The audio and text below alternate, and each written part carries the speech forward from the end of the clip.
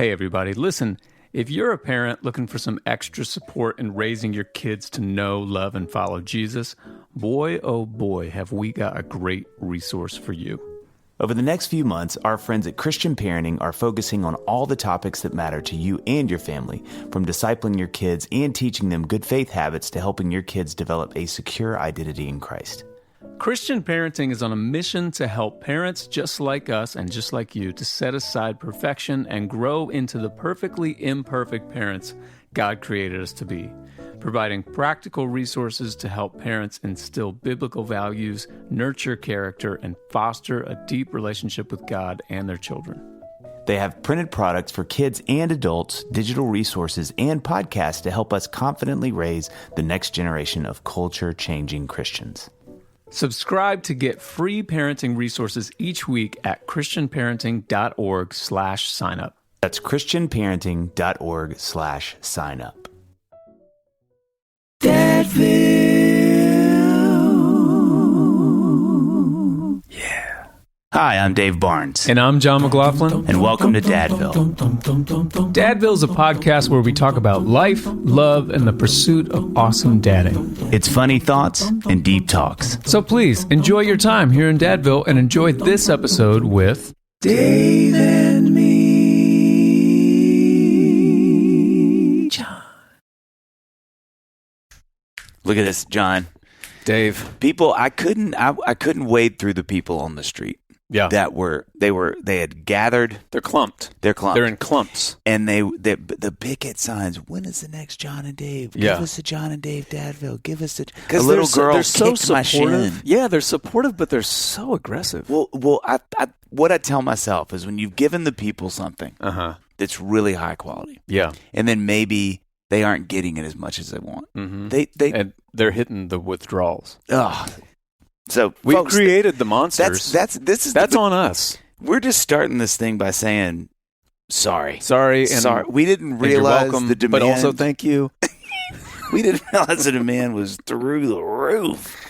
Dave. Yes. Now for the listener, Dave is fresh off an aeroplane. 6'3". Sorry. Yes. Yeah, 6'3". For those who haven't met me in person. If you're wondering. For all the listeners who plan on staying listeners. That'd be a fun game that's like, what would you like to tell the listeners who have never met you in person? And who never will. Striking crystal blue eyes. Yeah. A handshake that would put an MMA wrestler on the floor. A handshake that generations will feel. Yes. You know? Yes. Yeah.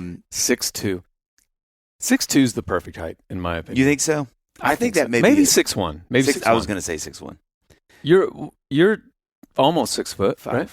6. Yeah. Yes. 5'11". Which measurement? We doing English or metric or feet or? Let's go metric. Okay. Yeah. No, I'm 9'9". Meters. Yes. Okay. Wait, which is no? That'd be 1.3 or something in meters. I'm 2 stone. I don't even know what that means. We've lost. I have enough. Everyone. I have enough English friends that use that phrase. Yeah. Like when I see them and somebody else, he's like he's 2 stone big, and I'm like, that is fairy tale language. Listen, this of course reminds me of the Nate Bargatze sketch on SNL. Oh my gosh. One of the best sketches ever about how he's George Washington. Unbelievable. For those who are listening who don't know, you got to look it up. It's, in my opinion, like top 10 SNL really sketches of all time. I agree with that. But it's talking about how what is ours called?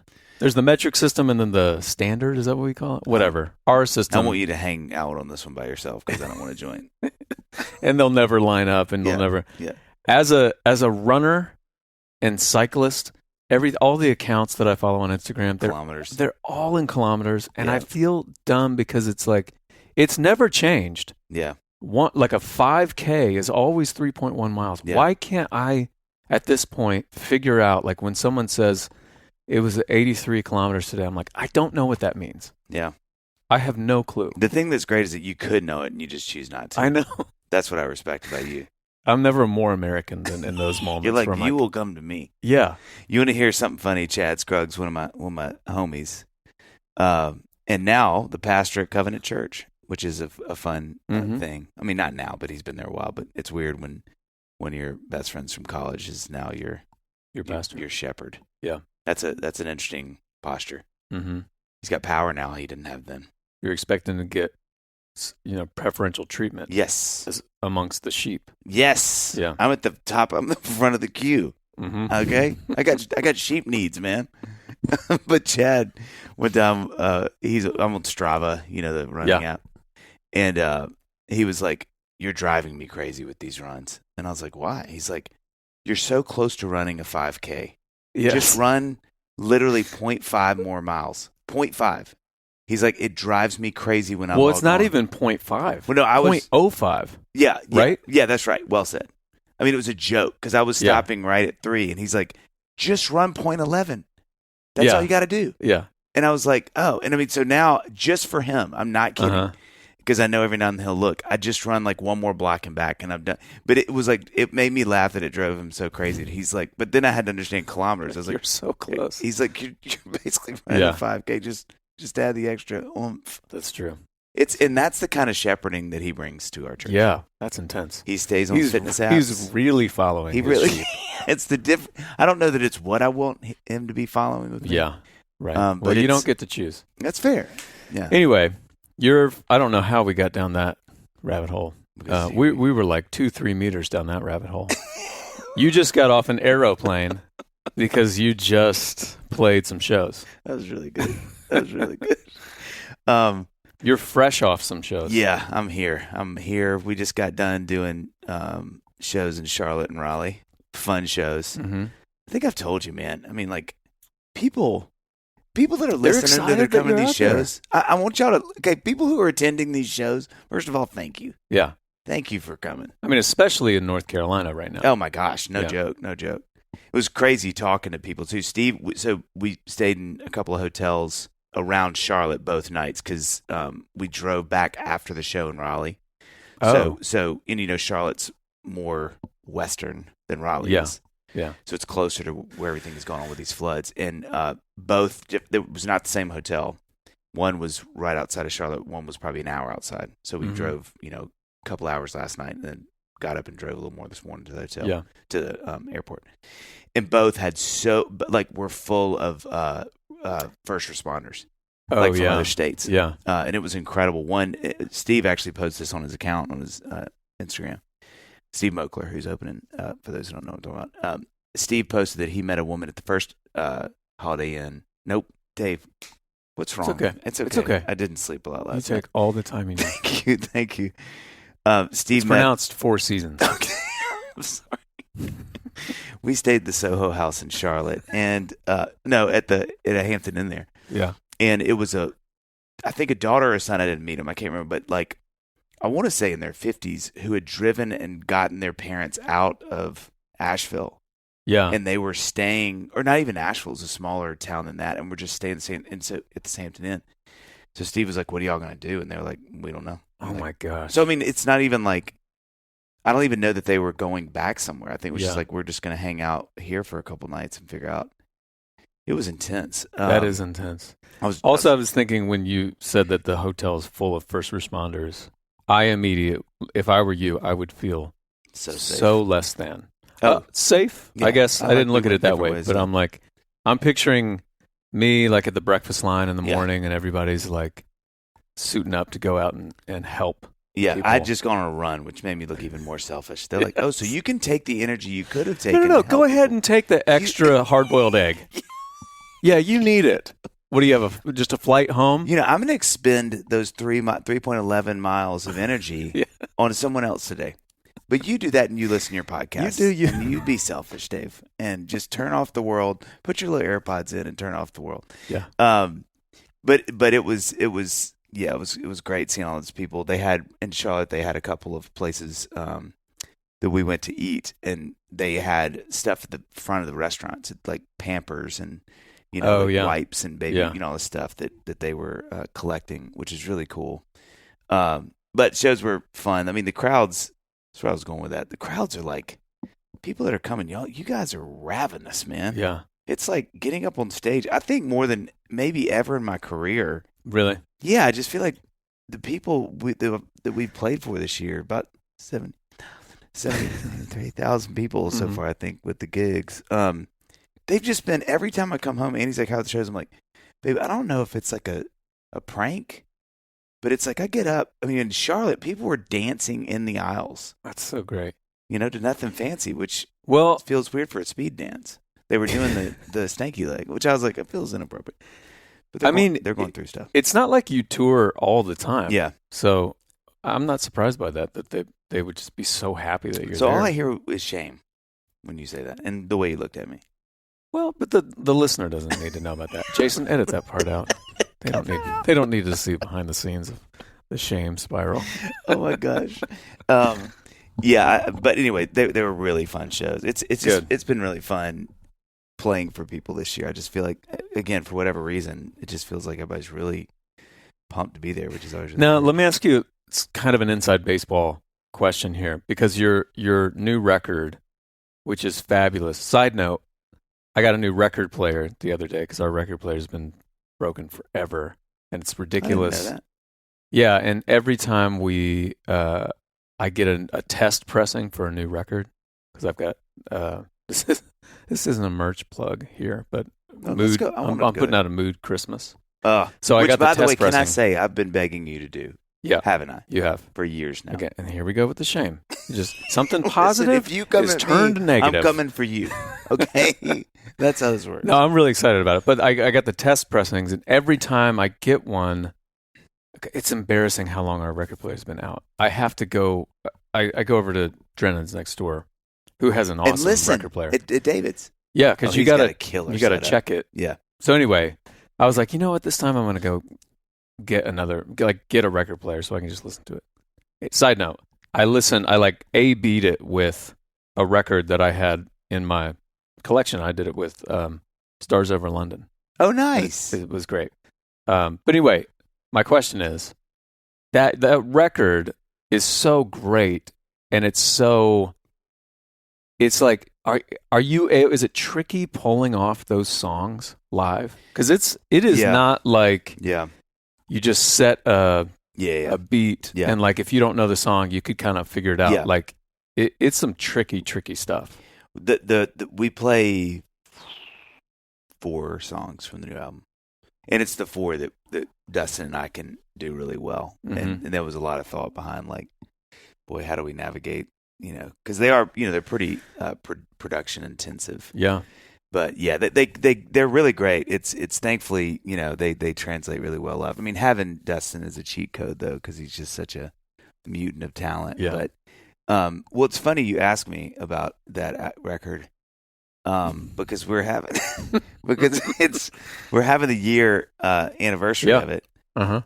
And we're adding. So there were, 3 songs that we recorded that didn't make the record. One of them was Better Woman that we put out a few months ago. But then there's 2 more that are going to go on as the deluxe. So we're re-releasing the record.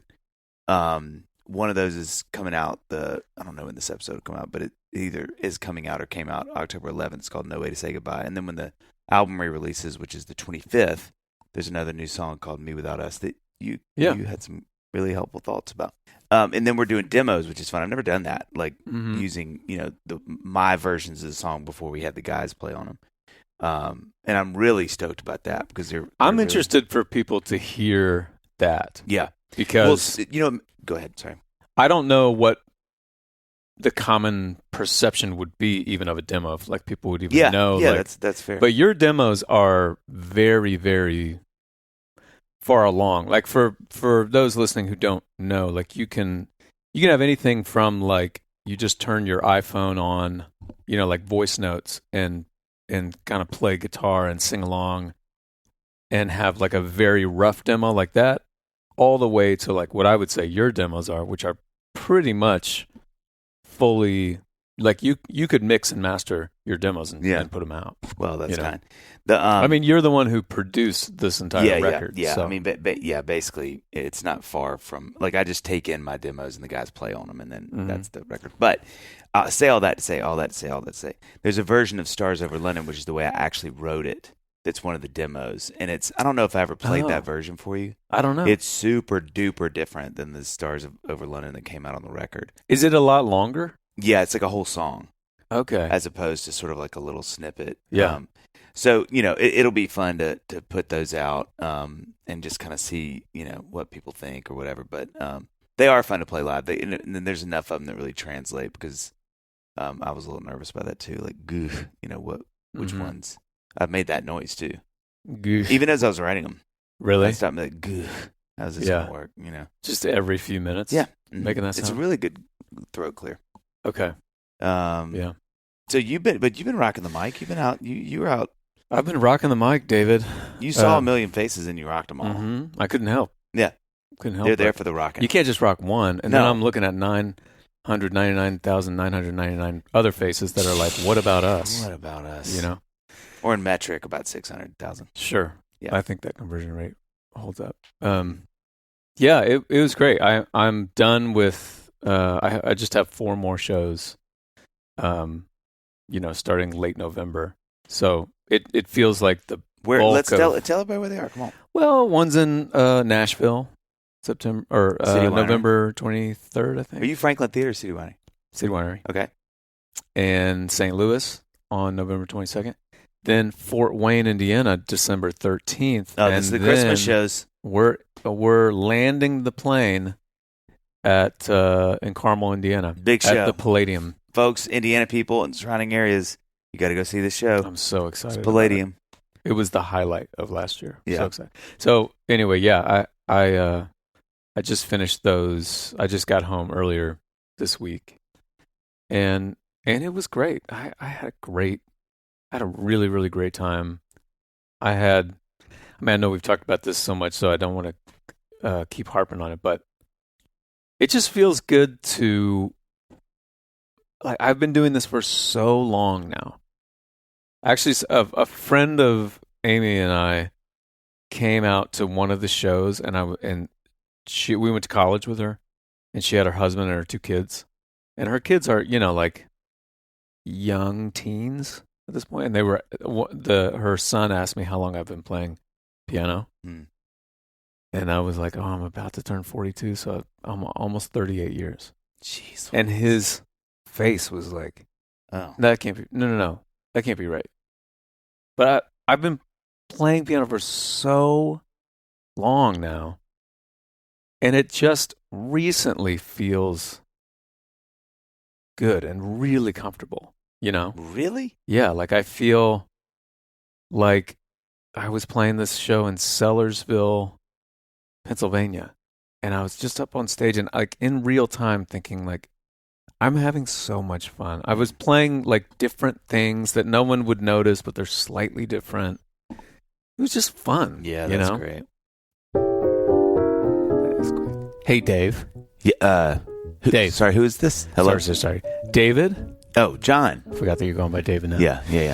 Just off the top of my head. Okay. Like school, and kids' activities going strong right now. Yep. Holidays are just around the corner. Mariah Carey is peeking her head around that corner. She is awakening. It's getting busy, and I'm just wondering, are we forgetting to take care of ourselves properly? Oh, John, I'll admit it. I think I am slipping a little. Yeah. That's what I was getting at. One simple but effective thing we can do for ourselves? We can start taking Nutrafol.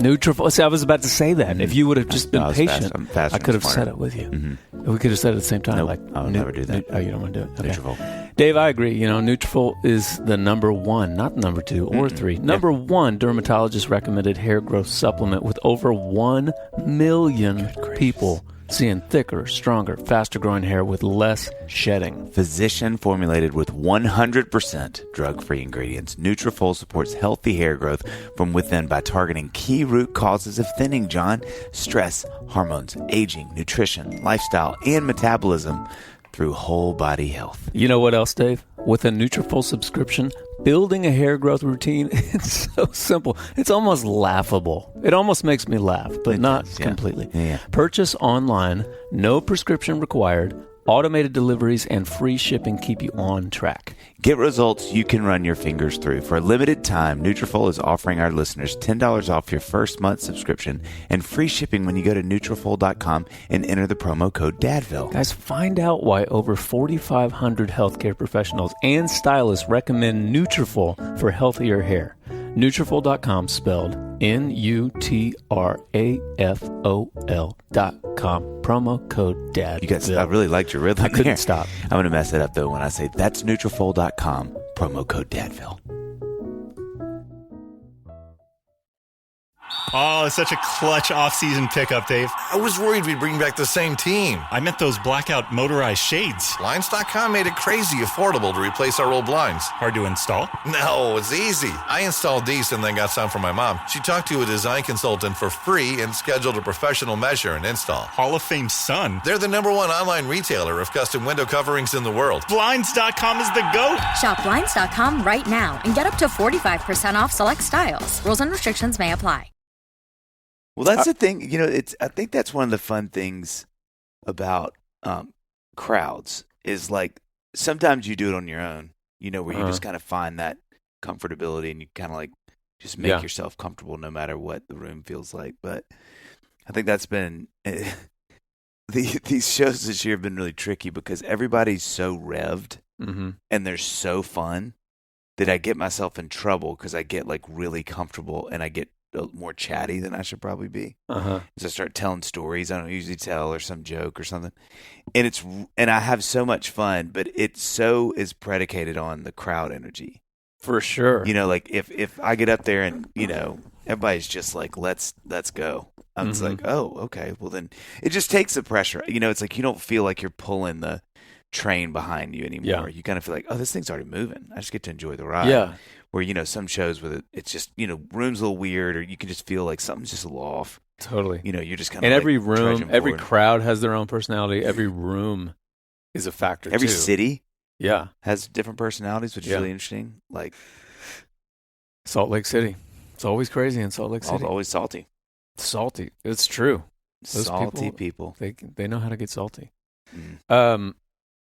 Yeah, so it was great. I did want to ask you, I mean, I know this last trip was pretty short, but still, I mean, one thing, as I'm thinking about like how my experience on stage has evolved in such a great positive way, like it got me thinking about other aspects of touring and playing shows and how those have changed. And I was curious about when you leave, like packing up and leaving, saying goodbye to the kids, how has that changed for you?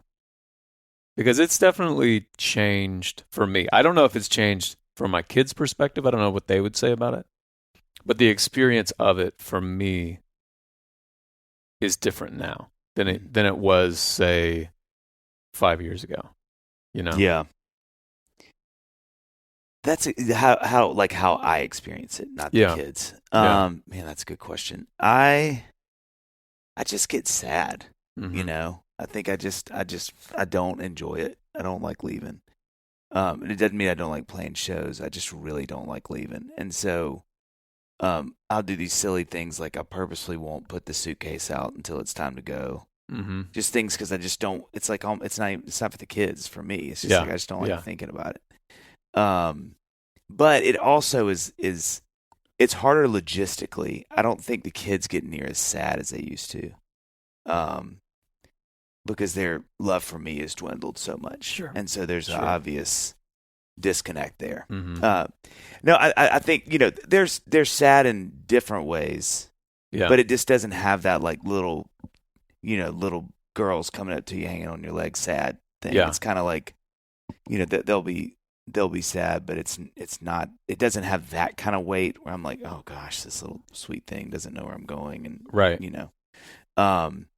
I felt like when my girls were younger, like little, the good part about it was that they didn't have really anything going on, so there wasn't going to be something that I was going to miss. There wasn't some school musical that I'm not going to be there for, but they wouldn't. I would often be saying goodbye to them as I'm putting them to bed because I'd be catching like an early flight the next morning. So when they wake up, I'm going to be gone.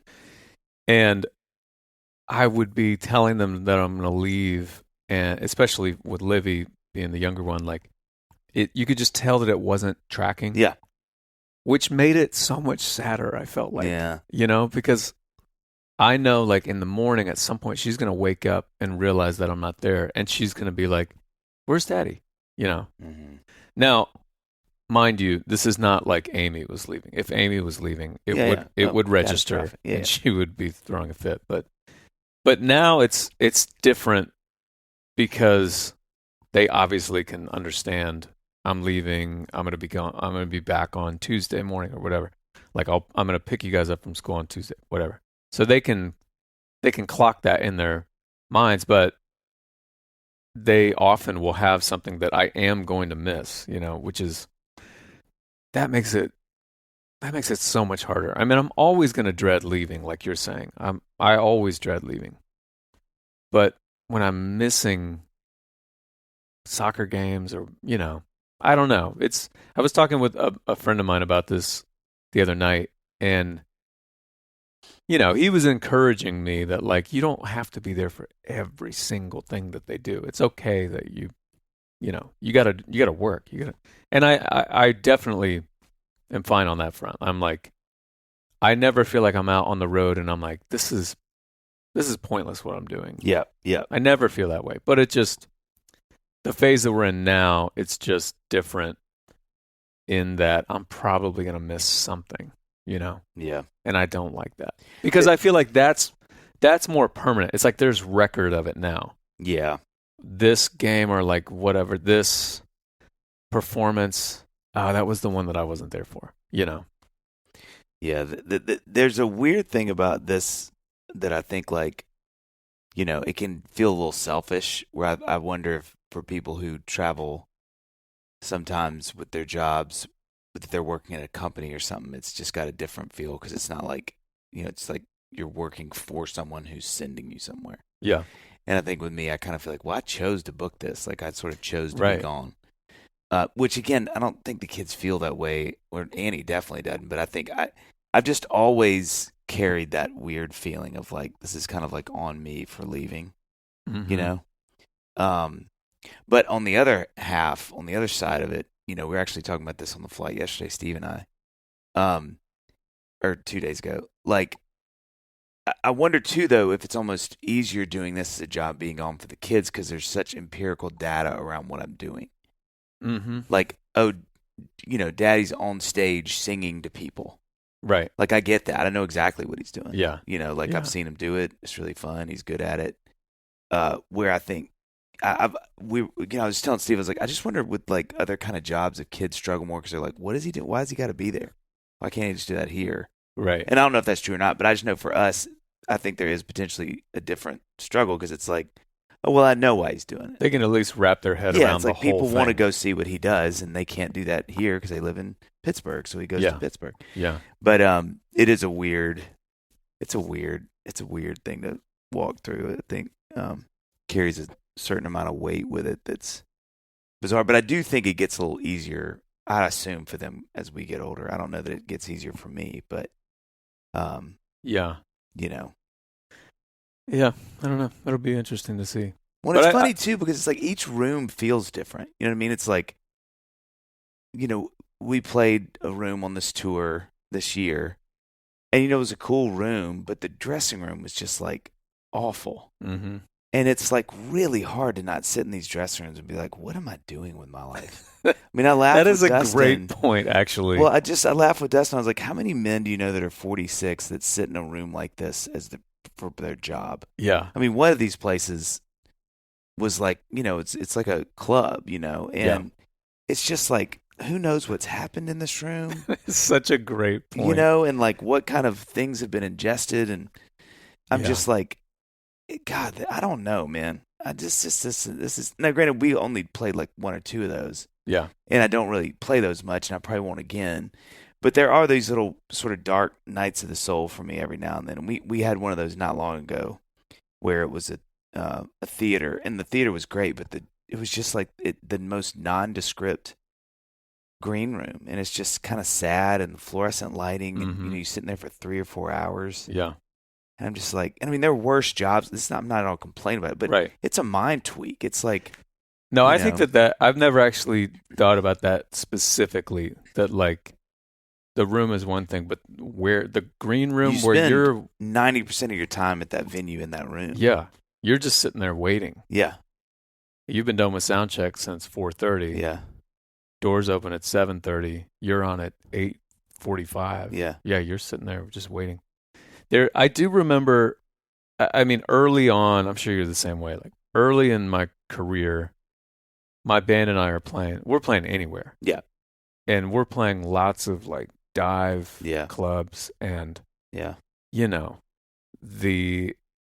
I mean one of the most fun things to do when you get together with like old musician friends of yours is to commiserate about the worst green rooms. I mean, we could name names that we would all be like, oh yeah, I know that one because it's got the toilet thing. You know, they're awful. Some of them. And here's the thing: is like in your 20s, you kind of love them. You're like, you don't even think about it. It's like this. Yeah, I heard about this place, and now I'm playing. I'm like doing it. Right. I'm like getting my stripes. Yes. I'm like putting my shift in this is where you earn your keep. Exactly. When you're in your 40s, it's like, what is? I've made some bad decisions somewhere. Well, I remember a moment. I distinctly remember the actual moment where I was when, like, for those who have never been in one of these green rooms, it's like you're in a boys' bathroom. Locker room. There bathroom. are so many penises on the wall, like drawn on the wall in all these kind places. Of things, yeah. All that kind of stuff. It's covered. Yeah. And it doesn't bother me. I'm not even clocking it in my 20s, maybe the first half of my 30s. And then there was an actual day, I can remember the actual green room that I was in, where it just a switch flipped, and I was like, I'm so tired of looking at these Sharpie drawn penises, being surrounded by them for hours. And I was like, I cut out some venues. I'm like, I just don't want to go play that venue anymore. Let's find another spot. I love too that those venues like that thing. It's a cool vibe.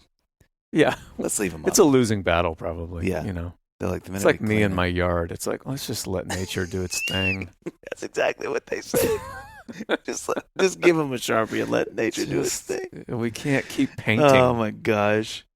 Anyway, but that's true. Like the room that you find yourself in, if it's a nice green room, like I played, this place in Old Saybrook, Connecticut, the Kate, it's called.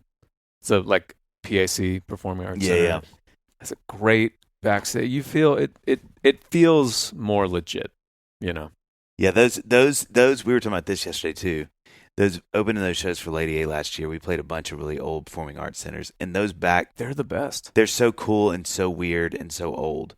They're also 900 floors with with just really thin staircases. Yeah. And to there get to so the stage, many productions it's a mile and a half from wherever you are. Yeah. So it's like, if you're going on in 5 minutes, you need to start walking right now. Right. Yeah. And then you can't find anybody. Like we played the Beacon, it was so cool, but it's like this tiny staircase you go up, and or an elevator, and everything's just so tight. It's so fun and charming. Those are maybe the best venues. They're so cool. We did the Chicago Theater. Yeah. Just some of those rooms, you're like, these are so iconic. So cool. But it's so funny because the main area is monstrous. It's like cavernous. Yeah. And then the backstage, I don't know if people were just small. Yeah, they were tiny. They were traditionally American performers. Yeah. In the early, 20th century. They just got small. The smallest people. Yeah. It didn't matter if you were talented or not. Yeah, you could do a chorus line with, 150 people. It was so small. Yeah. And they could pack them in one green room back there in the Chicago Theater. Hello, my darling. Hello, my honey. Another thing that I've been thinking about a lot as I've been on the road is I've been reading, I've been listening to. Side note, how do you feel about it? If I was like, I read Jonathan Haidt's Anxious Generation, and you're like, oh, wasn't the cover cool? Didn't you find that the texture of the cover was really weird? And then I was like, you're like, no, but the texture of his voice is amazing. Well, I listened to it. Would you be like, oh, well, you said you read it. I do think it's a little cheaty. I do too. It's not, well, cheaty's wrong. It's I just wouldn't say I read it. Yeah. Because reading actually takes, in my opinion, focus and discipline. Right. Listening you can do while you do other things. Yeah. And that's Although not like a bougie move. I'm just saying it is funny to me. I feel the same way. When I said that I read it, I'm like, well, I didn't read it. I listened to it. Yeah. But some people are like, no, I never read books. Every book I told you for the last 5 years that I read, I listened to it. Yeah. I have no judgment Yeah. for other people, but for me, I'm like, it feels fraudulent if I say that I read it. Anyway, I've been listening to that book, which is I'm like halfway through it, and it's so far it's really, really interesting. Specifically talking about phones, social media, that whole change, the effect that it's having on our kids, the effect that it's having on us, but specifically our kids and like the people. I think he says like anyone who was born like in the 2000s or maybe it's 96 on or whatever, like this huge shift that happened around 2010 and all the effects of it. It is just, it has me, I think in a good way, as like Luca's about to turn 12. She's in middle school now. She does not have a phone. She doesn't have any social media, none of that stuff. But I feel like this book has come along at a good time because I needed my sales to be like bolstered for this next wave that we're going into to stay strong and be like, but you listen to this book, read this book, and you're like, yeah, my kid will never get social media. But then you talk to some other parents who have kids, daughters who are, I was talking to a friend of mine who his daughter is a freshman in college this fall. And I was talking about this book and how I'm feeling. And, he's like, yeah, it's tough because you got to find a balance because his daughter would come home. They didn't get her a phone until she was in 8th grade. And he was like, she was literally the last kid in her group to get a phone. And she would come home like in tears after hanging out with friends before she got the phone because they would be talking about stuff that she's left out of. And, the DMing and stuff is like texting. So it's like this whole sort of mode of communication that they get left out of. I don't know. I feel like we're about to go into like the throes of this storm, and I'm not looking forward to it. You know what is so interesting about it? I've never had this thought until you were just saying this. I would argue empirically, you can't argue it's a good thing. Yeah. I don't know anybody would say, no, social media is great. Mm-hmm. Like it's widespread agreed. At most, it's entertaining. I mean, it for can sure, be there informative. can be It can be informative, sure. Good things that come but from I don't think wholesale. Yeah. And I'm going to leave Twitter out of it because Twitter to me really is just kind of informative. I mean, TikTok and Instagram. I just don't think you're going to find anybody that's like, it's a wonderful thing for a human to do. Yeah. But you just need to watch it. You know what I mean? It's pretty much like, no, it's just bad. It's like what it's doing to your brain. And sure, it's entertaining. I mean, that's, and I think as you get older, you can make the case that it's like having a TV, Right. Now, TV probably is in that same category. Like, I don't know that anybody's like, now it can be very fun and encouraging and engaging. And, shows like Bluey are amazing, right? Right. And there's plenty of shows that are great and TVs that are, and shows and movies that are great. But there's just something about Instagram and TV and TikTok that are being native to a phone and the way, again, that you communicate through those platforms, Snapchat, etc. That's the thing that's so hysterical to me. Is that like you're saying with your friend, and we'll deal with our kids, is you're not waiting to give them something like a car that's really dangerous but really helpful, and they need to know how to do to assimilate into society if you live in most parts of the United States, of the world, or whatever, right? Or actually, I'll just say the United States because you don't in most of the world. But like you kind of know, like, guys, we need to be careful and let's get insurance and really teach them how to drive and seatbelt and everything. But it's really great. And they can get there and they can take us places. They can alleviate stress in the home logistically and everything. Yeah. This is something that's just like, this is pretty much just not good. Yeah. But everybody does it. Yeah. And I think when you don't do it, to your point, your kids feel left out. At the same time, you can still make the point that you're just being left out from something that is not doing you any good. I know. And I think that's what stinks so much about it is like there's really not any case for it to say that it's good other than it's entertaining. So I said, I don't know if Spider-Man's ticklish. I've never met him in person. And this was your mechanics professor? No, it was in the library, and they wouldn't let me run a book again. That's when you got kicked out. Well, ironically, was actually my professor, though, I guess. Just kind of part-time job. Yeah, PTJ. John. John. Yeah. Speaking of methodical coffee. Oh, okay. I love it. And I don't just Same. love it right now. I could drink it at the library, speaking of. I can drink it in my house, in my yard. I drink it sometimes in your backyard when you aren't home. What?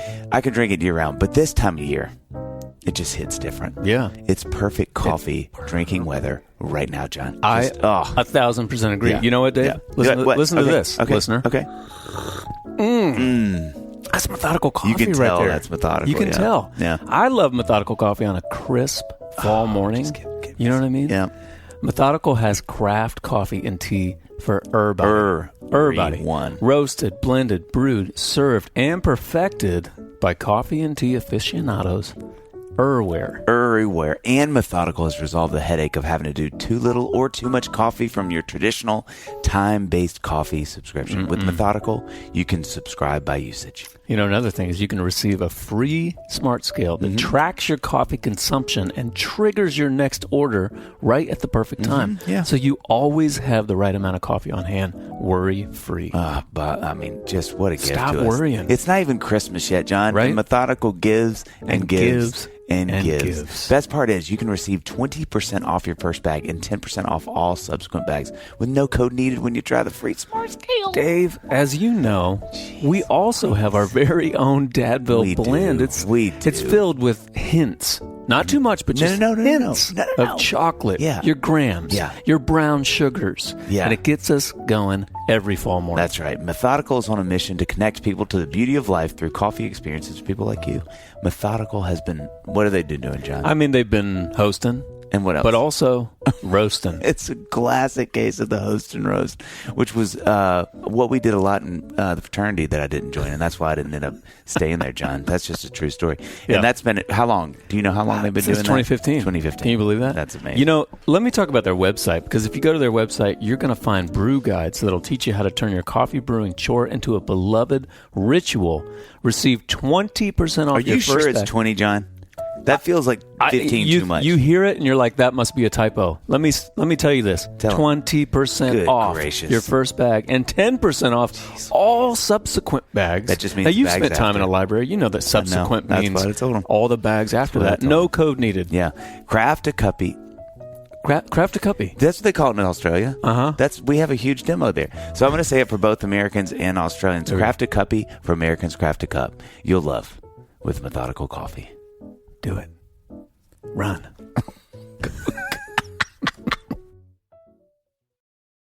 Well, I do think, like you bring up the TV, I know that when the TV hit the world, there was a panic about it. Yeah. And same with like radio, same with internet, all these things. So part of you is like, is this our version of like, is this our moral panic? And in 25 years, we're going to be like, oh, the dust settled and it's okay. It's just a part of our life now. Yeah. But this book has some really compelling arguments. That it's a different thing. It's a different thing. Because he's like, you have this thing with you everywhere. Yeah. And it's pinging you Yeah. all the time. And so, I'm trying to, I know it's going to be tough, but I'm trying to envision our daughters' future selves and how they're going to view our real-time decisions now. You know what I mean? Mm-hmm. Because specifically with girls, he's like, it affects young girls the most intensely and the most negatively. Yeah.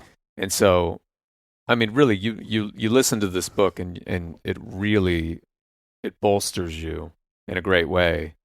So I'm trying to kind of have that mindset. Like, I'm thinking future Luca, future Livy, hopefully will thank us. And if we don't, if we're lenient and we just let them have whatever, I think future Livy, future Luca will be like, guys, why didn't you protect us from this stuff? You know? That is a fascinating thought, and I think the other thing that's so unique about this, and I'm not sure, I haven't completely thought this out, but it feels like to some degree the thing that's unique about that is there's such immediate, drastic consequence of not letting your kid do it to them. I mean, obviously not to you. You just deal with their anger or their sadness, but you know, they're you know, when you have a bulk of a community, of their little community of friends who are active on it, you know, there's, and I would say, especially for girls and the way that girls work with communication and information being such a high commodity, that when they feel left out of something, you know, like you're saying, that can be a huge blow, and can be like sort of where you sit in that little circle of friends. Yeah, your position can move, or your security in that group can really move, because you just don't know what everybody's talking about, and that, you know. You make such a good point. I mean, I think that's always wisdom to sort of say, like, you know, is that in 10 years, am I going to be glad to make the decision, whatever it is, right? But that is really tough, because it's like, I could see you, you know, you and Amy or me and Annie, whatever, going like, hey, we're really going to try to not do this, but you're going to have some serious blowback. I mean, like, for a long time, which is not to say you should do it. I mean, you know, maybe that you just go, hey, this is like when we get to be parents and you have to deal with the fact that you are not in charge of this, and we are. But it, you know, it could have real, where your kid comes home and friends aren't, you know, and you're like, God, man, this is going to be hard to keep this line. I know. I'm praying for a sort of like-minded group of parents around. I think that's massive. Yeah. I also, you know, this is sort of neither here nor there, but, you know, I don't know that. Maybe I will be alive to see this, but I just have this feeling that at some point, some generation in the next like 20 or 30 years, I think I'll be alive then. Yeah. The more I thought about it. We need to dig into. I'm not really doing anything right now that's that dangerous yet. I'm looking for that in my 70s, really, to kind of start doing some of that stuff. Yeah. But you know, like Black Mamba wrestling and all those kind of things. But, you know, I just think like you just have to think there's going to be a generation that goes like, we're out. We are done with this. Yes. We're not doing this. That's what I want to happen. I want sort of like, I don't know what any other like version of that. Like in the 90s, the sort of like, you know, don't sell out. Yeah. Don't be, you know, the corporate America. I want that to happen. Yeah, I know. Against social media companies. The thing that I do see with Ben, who's 7th grade, is that he really, really, really struggles. And he doesn't really have friends that have phones, but he's at a new school now, and he'll see kids that are a little older, and he's like, Dad, literally they are always on their phones. He's like, I can't have conversations with people. Yeah. And I can see in him already, he's like, ooh, I don't like that. But here's the problem with it. I think the addiction is still stronger than his dislike for how he feels. Yeah. And I think that's the problem with that, with this whole thing, is it's like you can, on a fundamental level, be like, this is gross. Or, you know, you show me a video of me with my kids, and I'm going to be like, get off your phone. Yeah. Like, look up. But it's like, it's still, here I am clicking it again. And I think that's where Jonathan Haidt and these people are really zero in on like, oh no, this isn't this is a chemical problem. Yes. Like this is the way our brains work, and the way that, which is helpful to your point. Like I'm dealing with my own addiction with this. Oh, me too. Like 1,000%. I can feel when I pick up my phone. You know how it'll tell you, your iPhone will tell you how many pickups you had in a day? I would never look at that.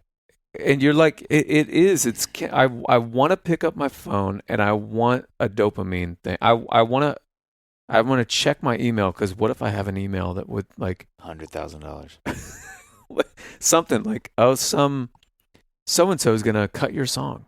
Yeah. You know, that's like a possible, it's like this phone is a lottery ticket every second of the day. That's maybe one of the best descriptions I've ever heard of that. Yeah. That's a great way to put that. You know where I get the maddest at myself? There's two, it's actually always around the same thing, but it's two different ways that this iterates.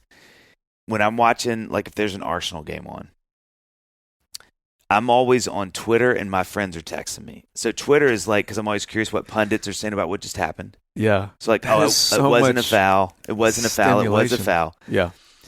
Or and friends texting are different because that's like, you know, that's kind of fun. And we're like, oh my God, can you believe that goal? Whatever. But what I do, and I finally have noticed I do this, is if there's a break in play. Mm-hmm. So I'm paying pretty good attention during the game. But the minute a yellow card is given and the game stops or there's a goal kick or something, it is without thinking. I have my phone up and I'm on Twitter. Yeah. Just going, okay, what was it? That, and then this is even more embarrassing. Like when Andy and I watch, you know, like we like to have shows we watch at night. And I'll just be on my phone while we're watching the show. Yeah. I'm like, what are you doing? Like, how much do you need to be stimulated? So I think for me, it's as much about dead time or boring moments. You know, if a show's really, I'm watching it, but if it's like a whatever. Just any downtime. Yeah. And then the game, it's absolutely downtime. Yeah. Like, it's really embarrassing. Like, it'll be like, okay, he kicked it out. And I'm like, oh, great. And I'm like, just like, this will take 10 seconds. Just like watch. That's the thing that I get terrified of. And that's really where something I carry a lot of like shame around is like, I can feel that this is just hard to beat. It's just a really hard. And so I think to your point about your girls and my kids, it's like, you know, I'm firmly at the place where I know that's going to be something they're going to be. If we have a hard conversation in their 20s, I bet you there's going to be, hey, you just kind of felt like you weren't paying attention all the time. And I got no pushback, and that's really frustrating. Yeah. And I'm trying to get better at that. But it's like, but that's the point, is like some of it is like, well, you know, this was like an addiction. This wasn't like I was just picking up my phone, which is my fault. Mm-hmm. Still my fault. Yeah. But like it had chemically ascended into a realm that I was doing things without knowing I was doing them. And I think to your point, that's what should embolden us even more with our kids to go like, hey, I know you're going to get addicted because this is what this thing does. It's like if you start. And now we only have a couple more years to model a healthy relationship with it. That because I do feel like, to your point about social media, on the whole, it's just me, on the whole, it's not good. If I could push a button and delete all of it, I would push that button. Yeah. But I do think it is a part of maybe the most compelling argument for getting your kid a phone. And when I say a phone, I mean like a smartphone with apps and all that. Is, well, hey, you got to show them, like teach them, this is going to be a part of their life. They're not going to like move to, a deserted island and not be a part of modern society. So like teach them how to use this responsibly. I just don't know that we can, barring them feeling like Ben feels. Right. But I think, to your point about them seeing our relationship with it, when I hear you say that, I'm in the same boat, and I'm like, if I'm not going to do it for me, do it for them. Do it for your kids. Like these next few years, they're going to go by like that. Like model some healthy habits with this stuff, because they're clocking all that stuff. Well, you know what I think is this is just my opinion. I think the most compelling arguments for that are when you have someone that tells you, hey, have you realized that when we go get coffee, like you're on your phone half the time? Yeah, yeah. Like that is tough. Yeah. But it's amazingly helpful. I mean, it sucks. I mean, when my kids, who will be like, Dad, like Xana especially, she gets in fits about this. Yeah. Dad, put your phone down. And I'm like, that stuff is the most helpful. Not me trying to have some discipline around it. Not me telling myself I'm going to put the little thing so it tells me. It's when somebody looks at me and it's like, hey, it's hard to be with you because you're on your phone. I mean, there's all these crazy stats, and I'm sure you've seen it. We're like, if a phone is out during a lunch on the side of the table, they've studied to see that like conversation's different, the way people feel, the amount of anxiety is different, to where if it's just out of sight, right? The fact that even if I'm watching, my kids will get on me, like, we do Friday pizza movie night, and they will try to be like, Dad, put your phone down. Yeah. And I'm like, bro, we're all facing the same way, but they interpret that as you're not in this with me. Yeah. And so when you get that kind of data, Yeah. and then especially when you have someone square up with you, Yeah. and be like, hey, man, like, this is tough. It's like we were just in the middle of a conversation and you picked up your phone and you're looking at Twitter. Right. Like, that's the stuff I think that actually is the most compelling to me, at least, of Yeah. going, that actually does cause change in me, because then I go, hey, John has said this to me before, and we're going to hang out, and I really don't want him to feel like that. Yeah. So I'm going to go to lengths to make sure we don't even breach that conversation. Yeah. But I think barring those things, the addiction is just so strong. You got to either have some, like, I know Arrow is doing this with the box, and there's companies and there's apps that'll turn off, but you really have to make the decision. And I just don't know that most of us make that decision until we meet just as strong an object, which usually is somebody, Yeah. kind of. Which I think it's probably pretty safe to say, whether someone has told you that before or not, anyone who's listening who has an iPhone, like, somebody feels that way about you. Yeah. Like, my kids feel that way. Amy feels that way. Like, because the message that you're sending, which Jonathan Haidt says this in the book, is whatever's happening here is more important. Yeah. Or I need to check, at the very least, like, we're having a conversation, I get a ding on my watch. Mhm. I look at my watch. It says to you, like, this might be more important. Yeah. Yeah.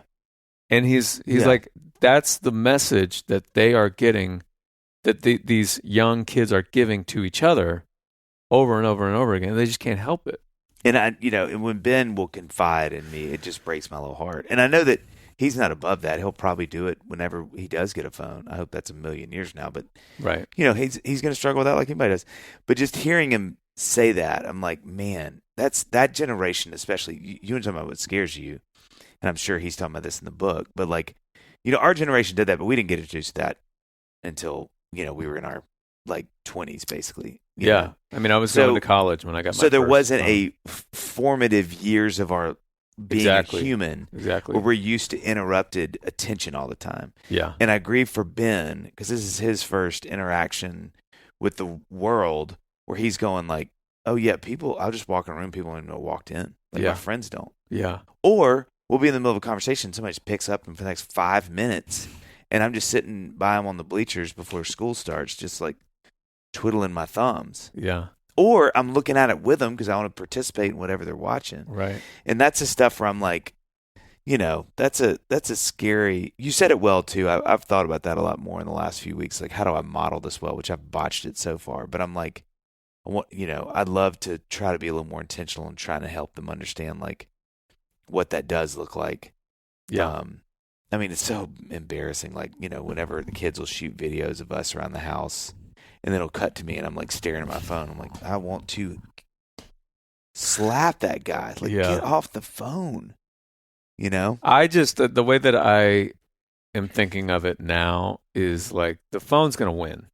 It's not about, like, I have to turn my phone off or turn it on Do Not Disturb and put it in the drawer Yeah.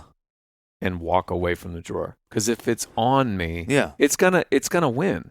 Well, I mean, too, the two thoughts I have are, one, the thing that scares me the most is that society, and I bet in some places it's already like this, that's not bad anymore. That where you and I feel that way because that wasn't our whole life, mhm. we go, get off your phone. That some place would be like, no, dude, he can get on his phone. Yeah. He's got a phone. He has every right to sit on his phone and Right. not talk to people. Right. One, and then two, I think, as you were talking a minute ago, I got texts on my phone, on my watch, and I Yeah. felt it. And it takes all of my body not It's to just look as at my... distracting when you don't look at it. Oh. It almost distracts you more. Well, I'm just trained. Right. I had to go, do not pick your wrist up. Right. You can look at those later. John is talking to you. Mm-hmm. You're creating a hugely listened to, highly profitable podcast, and Right. that's not how you do good business. Exactly. And that stopped me too. Yeah. But you know what I mean? It's just like I can feel all those things in my body, the little Yeah. triggers, Yeah. little endorphin hits are like, ooh, text, or like, ooh, oh. it got a buzz. I know what that buzz means, or the longer buzz on my wrist means, oh, okay, that's a Nest thing. Okay, well, that was a quick one. That's text. You should look. Right. And I'm like, this is disgusting. It's crazy. Okay, last thought on this, which I thought this was really interesting. I was talking with a friend of mine. I was actually sending him some classical pieces that I'm into, because he was talking about how he just can't get into classical music. And I was like, well, try these couple songs. And yeah, anyway. And he texted, ironically, and said, it's interesting. He's like, I wonder if our capacity as humans in modern society, if we will have the capacity to come up with these brilliant pieces of music or pieces of art or like concepts or thoughts, because it requires you to get in like this flow state that like you can't get in it if you are constantly distracted. And I mean, it sounds I don't know, maybe that sounds like dramatic, but I think it is completely a valid thought that like just going forward in general, these sort of brilliant thoughts and these brilliant pieces of art and music and all that kind of stuff and writing, they require you to detach from what the norm is now. And you have to imagine that's just going to be fewer and further between for that to happen. And I would say part 2 of that is like the listening experience. I would argue the same thing. Like, do people have the ability to sit and listen to a 15-minute classical piece? And I'm like, I don't know that they do. Yeah. I mean, maybe if they're doing something else, but as far as active listening, I don't know. I don't know if that's where we are anymore. And here's what I think. I mean, Solomon Schott called this thousands of years ago, but there's nothing new under the sun. And so I think the foolish way to handle this is to go, oh my gosh, we're at a place in society where suddenly humans are worse than they've ever been. And we know that that's not true. And we also know every generation feels this way. Yeah, that's exactly right. And every generation feels like, no, but this is different. And so I do, I don't know what the response will be. I do think there's going to be a huge, at some point, I just think that's going to hit a fever pitch and people are just going to go, we're not doing that. We're just getting flip phones. And like there's a huge redo or whatever. Or there's enough data, which is getting pretty darn close to it by now, where they're shutting down, with TikTok, which I know is more about the government stuff. But I mean, there's really compelling arguments to these apps now where they're like, hey, we need to curb them, or like they can't be used at a certain, like college campuses have started to like nuke some of this stuff. Yes.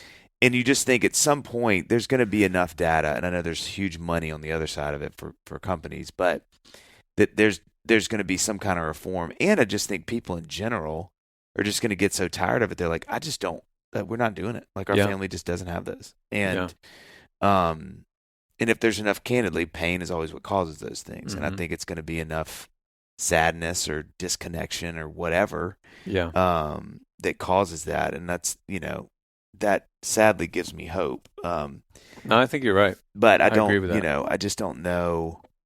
But I think it's a fool's errand to think something won't change at some point. And that could be that there's reform. It could be that there's a new way that people want to view those things and think about it as opposed to on your phone or something. But, you just kind of have to think it'll keep changing. It always does. You know, there's one thing we know about being humans and the way we do society and civilization is just always changing and building and changing and building. Yeah. So I don't think necessarily this is where this is forever. It's just going to camp out now. It's like, oh, this is the end of this. Right. And now it's going to be this for another 100 years. Right. But it is really overwhelming talking to. Now, having said that, guys, check us out on Instagram and all of our socials. I've done some new videos. I'm on TikTok now. On everything. Follow. We're posting all like the time. And subscribe. Well, honestly, maybe this is a great way to land this whole conversation, but isn't that a weird struggle with what we do? And probably for anybody. I mean, not everybody's on there for business, quote unquote, like you and I are, but everybody's got an option to be on there for whatever their reason is being on there. But I think for what we do, it is kind of a weird thing, because it's like I don't really want to be on my phone, nor do I want people to be on the phone all the time. But yet, for us to really thrive on these apps, they want you posting incessantly. Yes. And so, you think about your kids and you're like, can I look at my kid and be like, you need to go off your phone? Look, were you just shooting a stupid video in your studio earlier? Right. What do you mean get off my phone? I know. There's all these really, really contradictory things with this. And I'm not singling us out. I'm just saying this is all I know is when you are, between coffee videos or silly character videos or show promo videos or show videos or performance videos or whatever, that at the same time you're going like, God, this is like, I don't know about this. And yet this is what I'm told I need to do and have to do. I know. Yeah. It's funny. Like with the Mood Christmas out this year.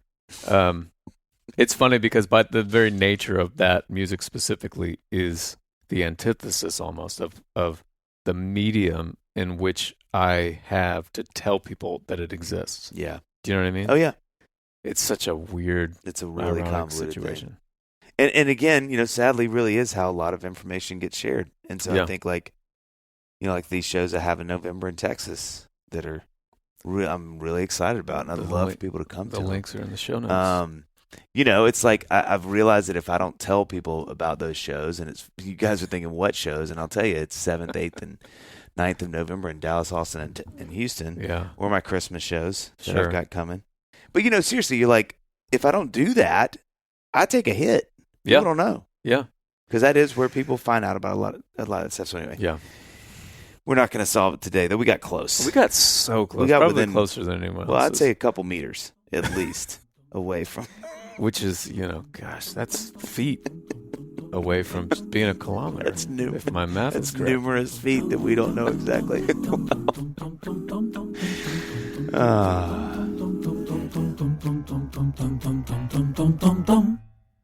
That